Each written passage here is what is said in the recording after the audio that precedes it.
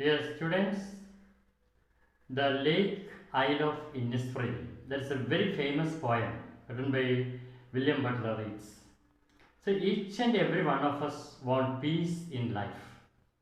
So here the author is standing at Dublin, the capital city of Ireland. It is a very congested city. So he wants to go to some peaceful area that as per his imagination, it may be the Innisfree Island. It is only the imagination. William Butler Yeats was born on 13th June 1865 and he passed away on 28th January 1939. Was an Irish poet and one of the foremost figures of 20th century literature. A pillar of the Irish literary establishment, he helped to found the Abbey Theatre and his later years served 2 terms as a senator of the Irish Free State.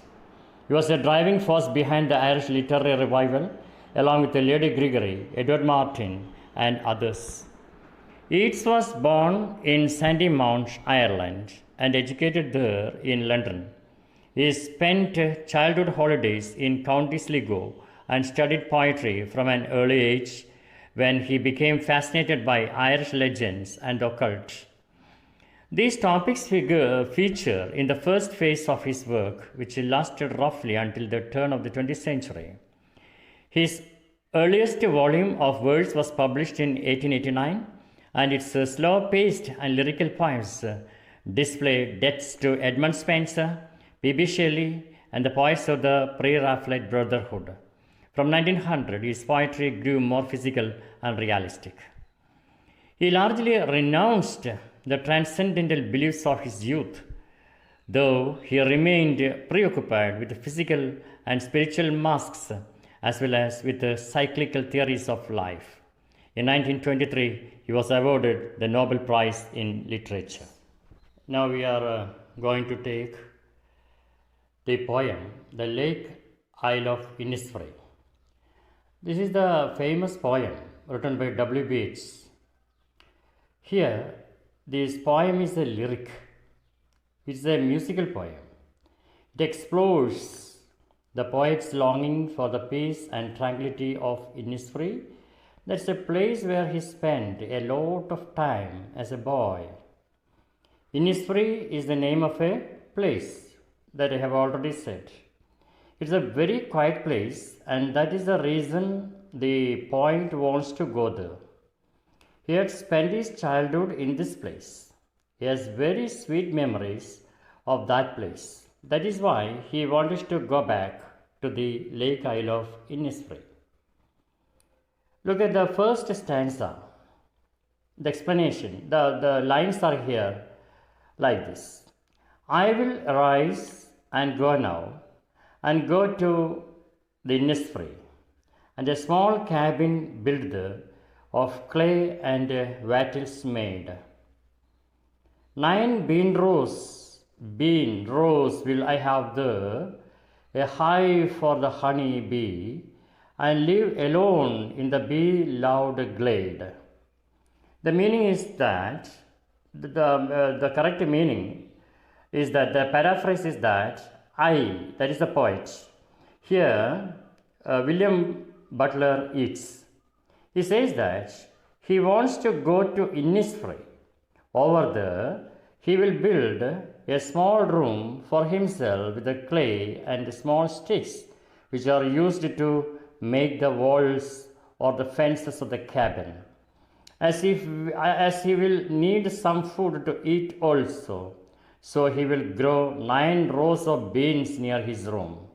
Also, he will get the honey from the honey bee hive. He says that the open space which he will build, his room, will be full of the buzzing sound of the bees, and over there he will live all alone in peace and tranquility. Here, look at the next stanza, and that is stanza 2. And I shall have some peace there, for peace comes dropping slow, dropping from the wheels of the morning to where the cricket sings. There midnight's all a glimmer, and noon a purple glow, and evenings full of the linnet's wings. Now we can go through the meaning. That is, in the second stanza above, the poet says that when in Innisfree, he will feel peaceful and says that the feeling of peace is felt slowly and gradually. He describes how he would feel peaceful in the morning time when it is cloudy and the view is not very clear. Then it will appear as if the morning has worn a veil and has hidden itself. Looking at this scene will make him feel peaceful. Further, he says that when the male cricket insect will sing a song, and sound will bring him at peace. Also, at midnight, when he will see the twinkling stars in the open sky, their shine will give him peace. In the afternoon, when the sunlight will give a purplish glow, it will also give him peace.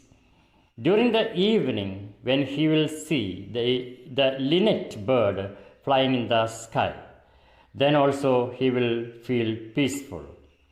Then we can go through the stanza 3. The third stanza says that, I will arise and go once again, for always night and day I hear the lake water lapping with low sounds by the shore. When I stand on the roadway or on the pavement's grave, I hear it in the deep heart's core. In this stanza, the poet says that now he will stand up and go to Innisfree because all the time the sound of the lake water striking the shore repeats in his mind. This sound attracts him towards the lake.